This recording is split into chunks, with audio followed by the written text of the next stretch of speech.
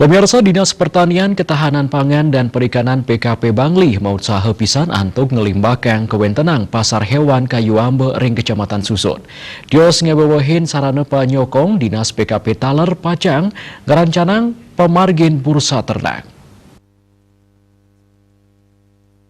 Kepala Dinas PKP Kabupaten Bangli Iwayan Sarmo Mausang, bursa ternak sane kerancang ring warse sane jagi rauh inucap, pacang rauhang para peternak sampi, miwah para pembeli utawi saudagar, sane sampun ketah ngirim sampi ke Dura Bali.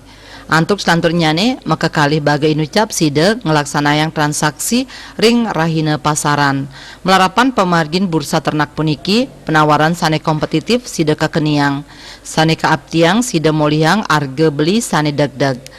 Sarma Mausang sajoneng usaha limbakang pasar hewan kayu ambua, Taler Pacang kasiagayang sarana penyokong sekadi nguangun dermaga angge nunang ternak saking truk saha taler toilet.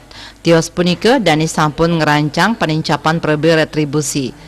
Sani sedurungnya aukud dasa tali rupiah sekadi sani mungguh ring perda indik retribusi pelayanan pasar.